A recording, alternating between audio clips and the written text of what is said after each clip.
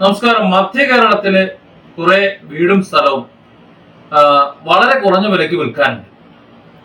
അതിന്റെ പ്രധാന കാരണം എന്ന് പറയുന്നത് കേരളത്തിൽ ആൾക്കാരില്ല. എല്ലാവരും കേരളത്തിൽ നിന്ന് വിട്ട് യൂറോപ്യൻ രാജ്യങ്ങളിലേക്കും ഓസ്ട്രേലിയയിലേക്കും ഒക്കെ പോയിക്കൊണ്ടിരിക്കുക. ഇവിടെ ഇല്ല. അതായത് ഇവിടെ വലിയ കൊട്ടാരം പോലെയുള്ള വീട് വെച്ച് ഇവിടെ ബിസിനസ് ഒക്കെ ചെയ്ത് ജീവിച്ചു വന്ന പലരും ഇവിടെ ഇല്ല. ഇവിടെ നിന്ന് പോകാൻ നിൽക്കും. അവരുടെ വൃദ്ധരായ മാതാപിതാക്കളാണ് ഇവിടെ ഉണ്ടായിരുന്നത്. എന്നാൽ ഇപ്പോ അവരുമില്ല. അവരും ഇവിടുന്ന് മക്കളോടൊപ്പം പോകാനുള്ള ഒരു തയ്യാറെടുപ്പിലാണ്. അതുകൊണ്ട് നമുക്കറിയാം, മധ്യ കേരളത്തിലെ ധാരാളം വീടുകൾ, ഒരുപാട് വീടുകൾ വിൽപ്പനയ്ക്ക്, അത് കുറഞ്ഞ വിലയ്ക്ക് ആഡംബര വീടുകൾ വിൽക്കുന്ന പരസ്യം ചാനലുകളിൽ നിറഞ്ഞു നിൽക്കുക. വാങ്ങാനാണില്ല. മാസങ്ങൾ കഴിഞ്ഞിട്ടും ആ വീടുകൾ വാങ്ങാൻ ആള് വരുന്നില്ല എന്ന് ഏതൊരു അവസ്ഥയിലാണ് ഇപ്പോൾ എന്ന് നമുക്ക് മനസ്സിലാവും. മറ്റൊരു അവസ്ഥയാണ് റിയൽ എസ്റ്റേറ്റ് ബിസിനസ് തകർന്നത്. അതായത് ഒരു കാലത്ത് ഏറ്റവും അധികം ജനങ്ങളെ പണം തിരിമറി നടന്നുകൊണ്ടിരുന്ന ഒരു മേഖലയാണ് റിയൽ എസ്റ്റേറ്റ് മേഖല എന്ന് പറയുന്നത്. അധ്വാനിക്കുന്ന പണം 1, 2, 3 ലക്ഷം എത്രയായാലും അത് ഇതുപോലുള്ള റിയൽ എസ്റ്റേറ്റ് കച്ചവടക്കാരെ ഏൽപ്പിക്കും. അവർ സ്ഥലം വാങ്ങുന്നു, വളരെ കൂടിയ വിലയ്ക്ക് വിൽക്കുന്നു. ആ വിൽക്കുന്നതിന് വലിയൊരു ലാഭം, തരക്കേടില്ലാത്ത വലിയൊരു ലാഭം തന്നെ ഇവർക്ക് കൊടുക്കുന്നു. അങ്ങനെ ഒരുപാട് പേർ ഇത്തരത്തിൽ പല ബിസിനസ്സുകൾക്കും പണം സ്വീകരിച്ചുകൊണ്ട് ആ ബിസിനസ്സുകൾ ഇനി ഒരു പക്ഷേ ഒരല്പം ഫ്ലോപ്പ് ആയാലും അവരുടെ സാമ്പത്തിക നില ഭദ്രമാക്കാൻ വേണ്ടി ധാരാളം സ്ഥലങ്ങളും വീടുകളും വില്ലകളും ഒക്കെ വാങ്ങിക്കൂട്ടിയ ഒരുപാട് പേരുണ്ട്.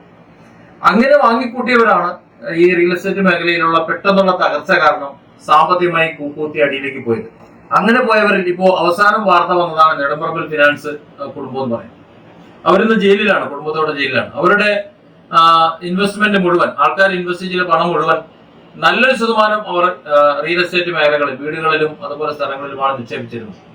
അത് വാങ്ങാൻ ആളില്ലാതെ വന്നപ്പോ, അതായത് സ്ഥലം വിറ്റുപോകാതെ വന്നപ്പോ ഈ കച്ചവടം കൊണ്ട് മാത്രം അത് മേക്കപ്പ് ചെയ്യാൻ കഴിയാതെ വരും.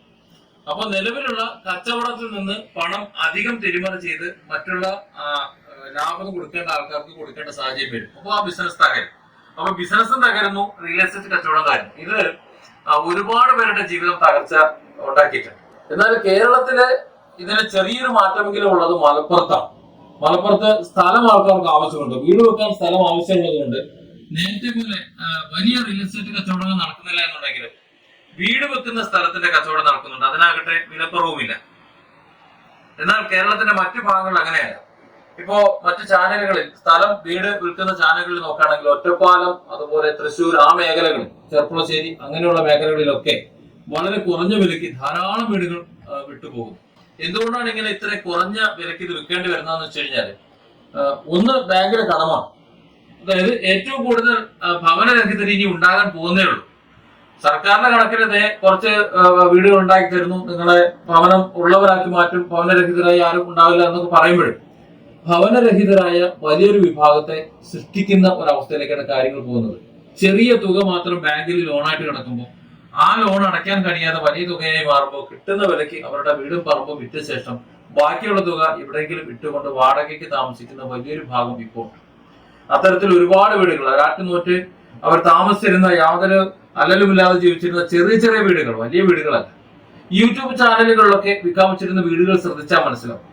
മിക്കവാറും അവർ താമസിച്ചുകൊണ്ടിരിക്കുന്ന ചെറിയ വീടുകളാണ്. അവർ കണ്ണിലൂടെയാണ് അവിടെ നിന്ന് ഇറങ്ങുക.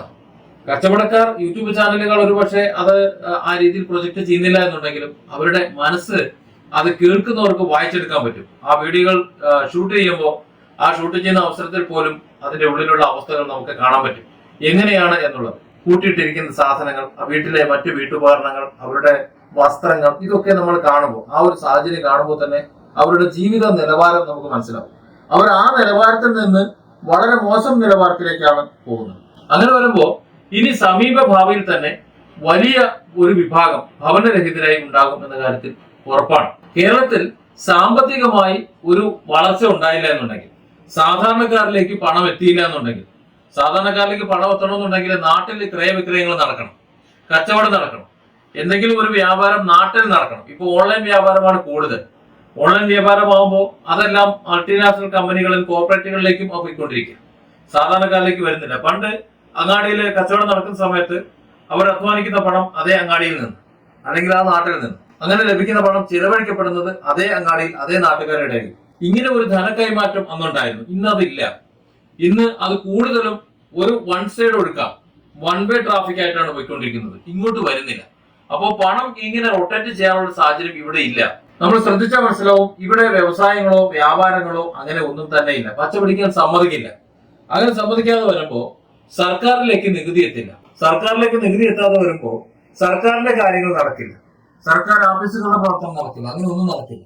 തൽഫലമായി ഇങ്ങനെ വളർത്തിക്കൊണ്ടിരിക്കും. എന്ത് ഫീസ്, ചെലവ്, പിഴിച്ചല്, ഇങ്ങനെ ഇതിനൊരു മാറ്റം വരണമെന്നുണ്ടെങ്കിൽ പ്രാദേശികമായി വ്യവസായ സംരംഭങ്ങളും അതുപോലെ കച്ചവട സംരംഭങ്ങളും ഒക്കെ വളർന്നു വരണം. അതിന് ഇപ്പോഴത്തെ നിയമ സംവിധാനങ്ങളും ഗവൺമെന്റ് ഓഫീസുകളും ബന്ധപ്പെട്ട അതോറിറ്റികളും ഒക്കെ ജനങ്ങൾക്ക് പ്രിയപ്പെട്ടവരാവണം, അല്ലെങ്കിൽ ജനങ്ങൾക്ക് വേണ്ടിയിട്ട് പ്രവർത്തിക്കുന്ന സ്ഥാപനങ്ങളാവണം. ഇപ്പോ ഉദ്യോഗസ്ഥർക്ക് വേണ്ടിയിട്ട് പ്രവർത്തിക്കുന്ന ജനങ്ങളാണ് ഇവിടെ ഉള്ളത്. മുഴുവൻ ജനങ്ങളെയും ഉദ്യോഗസ്ഥരുടെ നിലനിൽപ്പിന് വേണ്ടിയിട്ട് സർക്കാർ തന്നെ പ്രയോജനപ്പെടുത്തണം. അതായത് ഈ സർക്കാർ ഉദ്യോഗസ്ഥർക്ക് ശമ്പളം കൊടുക്കാൻ വേണ്ടി കേരളത്തിലെ മുഴുവൻ ജനങ്ങളും അധ്വാനിക്കുകയാണ് ഇപ്പൊ ചെയ്തുകൊണ്ടിരിക്കുന്നത്. അപ്പോൾ അത്തരത്തിൽ അധ്വാനിച്ച് ഈ സർക്കാർ ഉദ്യോഗസ്ഥരെയും അതുപോലെ മറ്റുള്ളവരെയും ഒക്കെ തീറ്റിപ്പോറ്റേണ്ട ഒരു ഗതികേടിലാണുള്ളത്. ഇങ്ങനെ അധ്വാനിച്ച് തീറ്റിപ്പോറ്റുന്നവർ അവരുടെ സമ്പാദ്യം എന്തെങ്കിലും ചെയ്യാന്ന് വെച്ചാൽ, കച്ചവടമോ മറ്റു കാര്യങ്ങളോ എന്തെങ്കിലും ചെയ്യാന്ന് വെച്ച് കഴിഞ്ഞാൽ അതിനിവിടെ നിവൃത്തിയില്ല, അതിനൊരു സംരംഭമില്ല. അങ്ങനെ വരുമ്പോൾ ആ പണം നേരത്തെ പറഞ്ഞതുപോലെ ഏതെങ്കിലും മുതലാളിമാർക്ക് ഇൻവെസ്റ്റ് ചെയ്യും, സ്വകാര്യ ധനമിടപാട് സ്ഥാപനങ്ങളിലോ അല്ലെങ്കിൽ അതുപോലെ ഇൻവെസ്റ്റ് ചെയ്യും. അവരെ സംബന്ധിച്ചിടത്തോളം ഈ പണം കൂട്ടിവെച്ച് ആ കൂട്ടുന്നത് വെച്ചിട്ട് അതിൽ നിന്ന് എടുത്ത് കൊടുക്കാൻ, ലാഭം കൊടുക്കാനൊന്നും പറ്റില്ല. അവർ കച്ചവടത്തിലേക്ക് ഇറക്കണം. അപ്പോൾ കച്ചവടം ലാഭത്തിൽ വരണം. കച്ചവടത്തിലെ ലാഭം പോരാതെ വരുമ്പോൾ നേരത്തെ പറഞ്ഞതുപോലെ റിയൽ എസ്റ്റേറ്റ് മറ്റു മേഖലകളിലൊക്കെ അവർ പണം നിക്ഷേപിക്കും. അങ്ങനെ നിക്ഷേപിക്കുന്ന പണം ആ മേഖല, ഏതെങ്കിലും ഒരു മേഖല തകരുമ്പോൾ സ്വാഭാവികമായി പിന്നെ തിരിച്ചു വരാതെ വരും. അങ്ങനെ വരുമ്പോൾ ഈ നിക്ഷേപകരെല്ലാം ഒരുമിച്ച് വരും. അവരുടെ ധാരണ ഈ പണമെല്ലാം ഒരു സ്ഥലത്ത് കൂട്ടിവെച്ചേക്കാണ്. അങ്ങനെ കൂട്ടിവെച്ചെന്ന് എടുത്ത് കൊടുക്കാൻ കഴിയും ഇല്ല. കാരണം അത് പല മേഖലകളിലേക്ക് നിക്ഷേപിച്ചിട്ടുണ്ടാവും. അങ്ങനെയുള്ള നിക്ഷേപം പൊടുന്നനെ പിൻവലിക്കുമ്പോൾ വലിയ നഷ്ടം വരും. അങ്ങനെ വരുമ്പോൾ അത് ഏത് സംരംഭമാണ്, ആരാണ് നടത്തുന്നതെങ്കിലും അവർ സാമ്പത്തികമായി വളരെ വലിയ ഒരു തകർച്ചയിലേക്ക് വീഴും. അതാണ് ഇപ്പൊ കേരളത്തിൽ വീണുകൊണ്ടിരിക്കുന്നത്. രണ്ട് കാര്യങ്ങളാണ് ഇപ്പൊ കേരളം അഭിമുഖീകരിക്കുന്നത്.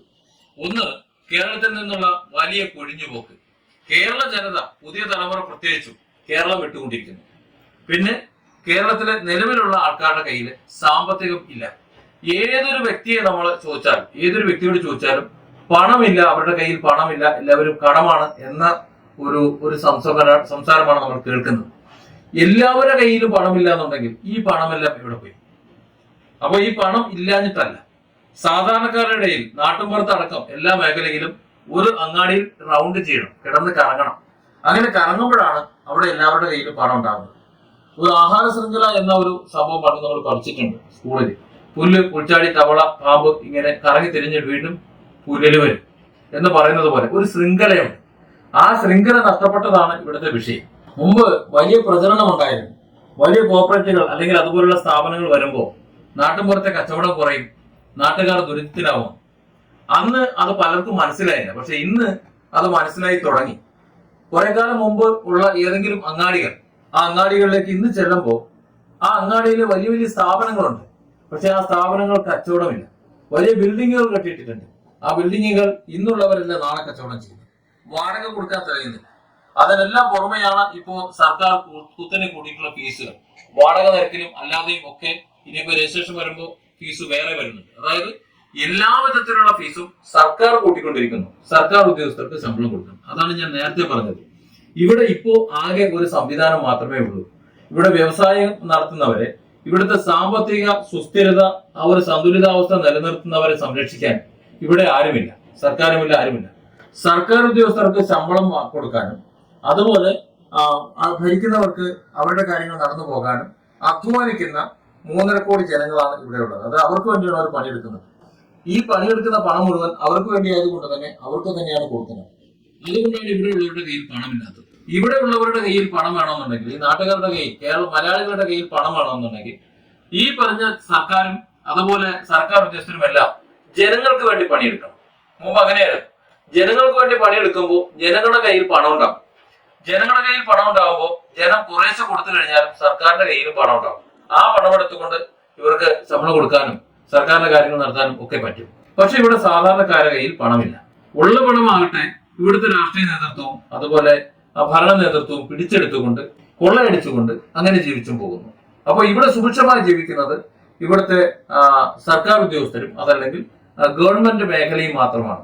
അതുകൊണ്ട് ഇവിടെ വ്യവസായ സംരംഭങ്ങൾ, കച്ചവട സംരംഭങ്ങൾ ഇവിടെ വളർന്നു വന്നേ പറ്റും. അതിനെ നിലനിർത്തുന്നതിനാവശ്യമായ നടപടികളാണ് ഇവിടെ എടുക്കേണ്ടത്. അത്തരത്തിൽ നടപടികൾ ഉണ്ടാകണം. പഴയതുപോലെ ഇവിടെ കച്ചവടം നടക്കണം, വ്യാപാരം നടക്കണം.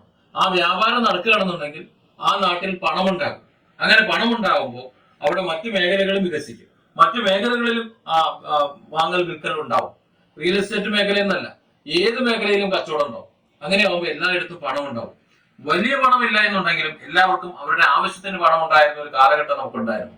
അവിടേക്ക് നമുക്ക് തിരിച്ചെത്താൻ പറ്റും. പക്ഷെ ഇത് ആരോടാണ് നമ്മൾ ഇതൊക്കെ പറയുന്നത് എന്നതാണ് പ്രശ്നം. അത് മനസ്സിലാക്കുന്ന ഒരു സർക്കാരും അത് മനസ്സിലാക്കി പ്രവർത്തിക്കുന്ന ഒരു സർക്കാർ സംവിധാനവും അതിനുവേണ്ടി പണിയെടുക്കുന്ന കുറെ ഉദ്യോഗസ്ഥരും ഉണ്ടാകാതെ ഇതൊന്നും പറ്റില്ല. ഇപ്പോഴത്തെ അവസ്ഥയിൽ അങ്ങനെ ഒന്ന് സ്വപ്നം കാണാൻ പോലും മലയാളിക്ക് പറ്റുകയുമില്ല.